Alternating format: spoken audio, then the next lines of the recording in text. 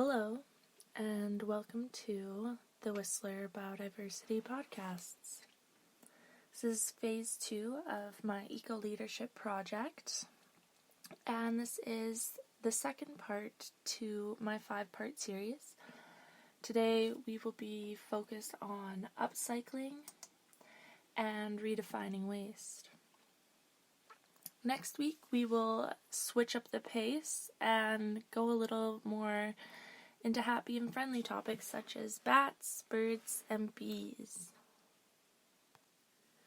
Today, however, we will be starting to focus on upcycling. And today we might get a little more into economics and sociology as well.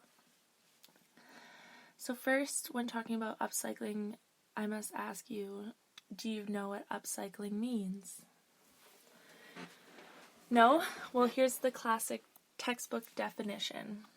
Upcycling, a verb, and it means to reuse discarded objects or materials in a way to create a product of higher quality or value than the original. And used in a sentence, the opportunity to upcycle trash or turn it into new products was vast. Therefore, we can maybe see upcycling as a form of art and creative expression. It has many applications to many sectors and can be used with furniture, fashion, at a commercial scale, and even for ecological restoration. Upcycling could be a way of viewing and seeing the potential in materials around us, and might be synonymous to repurposing or reusing. When we do this, we can directly reduce the volume of household waste within the waste disposal system. And more broadly, we can create global product markets and reduce carbon footprints. As a way to create more circular economies whose products' lifespans are expanded.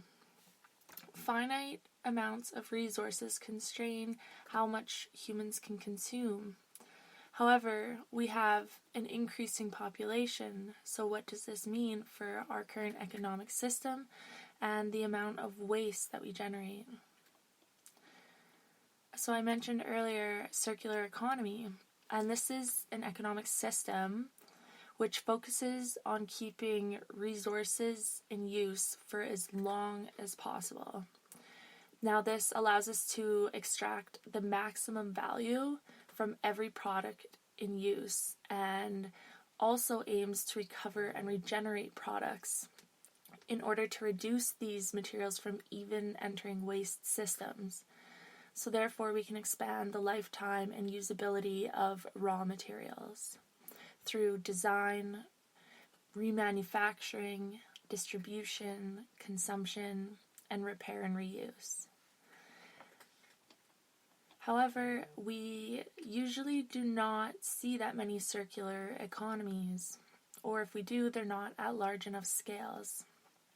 Currently, the dominant type of economy is a linear economy, and these are economic systems which follow the take, make, dispose process.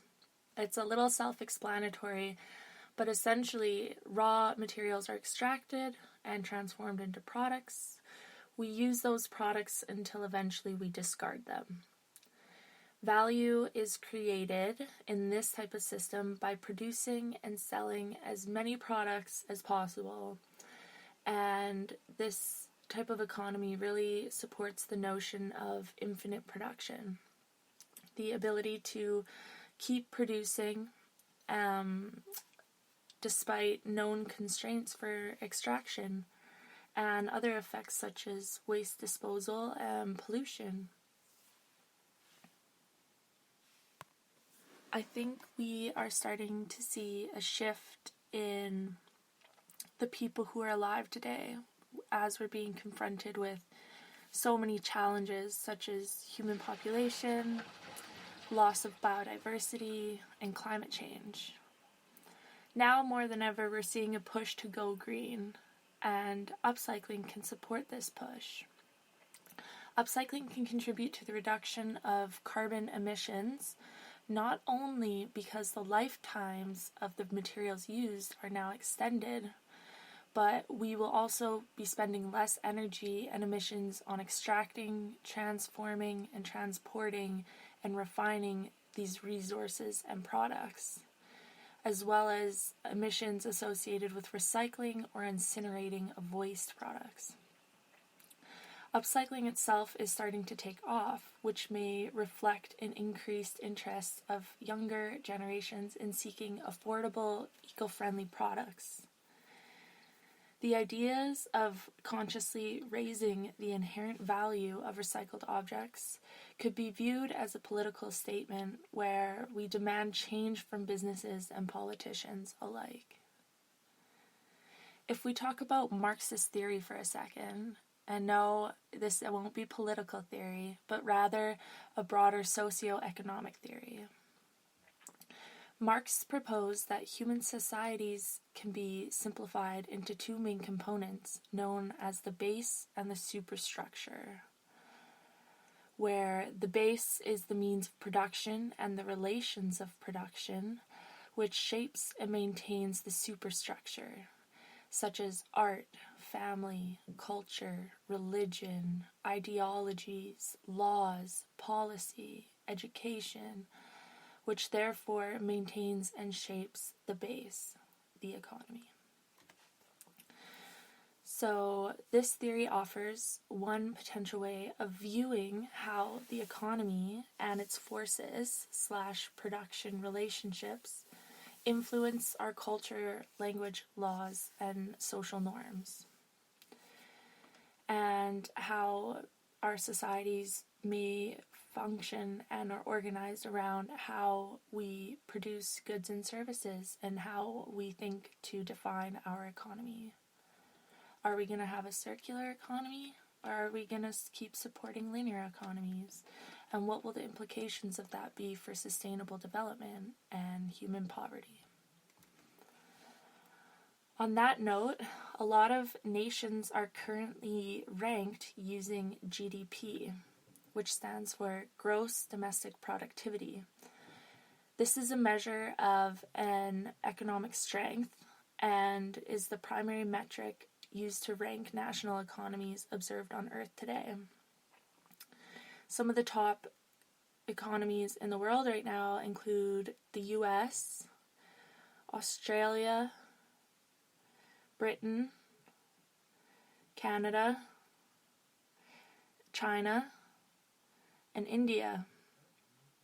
A lot of these economies produce a lot of goods and services, have a wide range of technology, and employ millions and billions of humans found on Earth today. So we must challenge the status quo and ask ourselves, is GDP the best metric? Well, one primary downfall in using gross domestic productivity is that it does not account for sales occurring in the black market or the contribution of home production. That is, goods and services traded for cash. This makes up a significant part of the economy, especially in a circular economy or when considering the production of goods from gardens through upcycling or, as mentioned before, cash jobs under the table.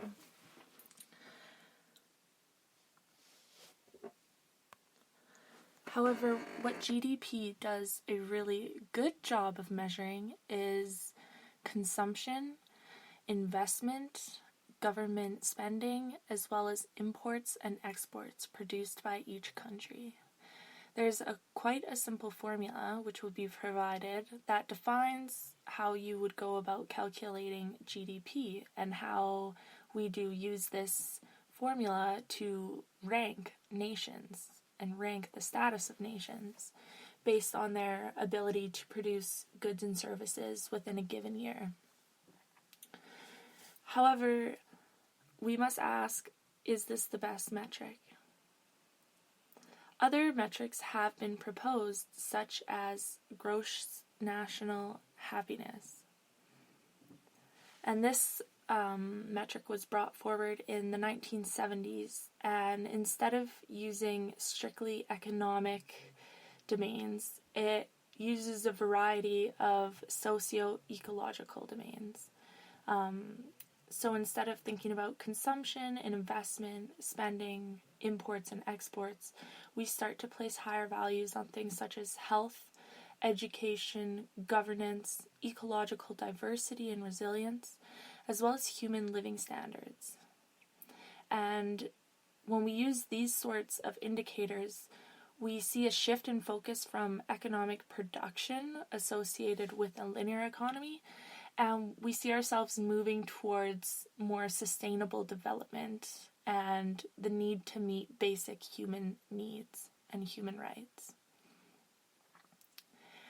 This type of system starts to rank groups of people, and you can use it for various social classes and social intersections viewed within societies to rank people based out of 4 categories, and that is unhappy, narrowly happy, extensively happy, or deeply happy. And in order to be ranked as deeply happy, you must meet 7 out of 9 of the domains listed in this standard. And this starts to shift the onus from business to social policy and begins to challenge the current economic paradigm that we're in, where we extract, use, and discard of resources in a very linear factor. So now you may be thinking, what does all this economics have to do with upcycling? Well, how we produce and view goods and resources shapes how we interact with each other as well as the land. If upcycling is a way to see and repurpose goods, and hopefully as upcycling becomes more mainstream, then we will start to see how we produce goods is intimately related to how we see our ability to use resources. And I've been getting more into this myself and bought a book on upcycling, and it's like a craft book, how I can reuse and repurpose clothing, furniture, and random pieces that I might be otherwise throwing in the garbage. And so I will share 10 of the designs that I really liked. If you have a pair of ripped jeans, you could try sewing lace-printed fabric on the inside of the jeans, sort of like a lace patch. If you have a pair of jeans that fit but you think are too short, you can turn them into bleach-dipped capris. And it seemed easy enough to get an ombre-type style at the bottom of the pants to repurpose and extend them. If you have some old pillowcases, you could try turning these into tote bags with little bits of fabric that have been braided together to make durable straps. And if you want to take it one step further, you can play around with acrylic paint and sponges and design a little print on the outside of the pillowcase. If you have old t-shirts or dress shirts, they're easy enough to repurpose into aprons. I've seen this before in little cafes and kitchens, and it's quite cute what you can turn the dress into an apron. If you need some office storage for papers, you can cut up old cereal boxes and design the outside with wallpaper or paint and turn them into paper files. If you have a collection of old vinyl records, first make sure they're not collectibles, and then you can easily enough turn them into retro style bowls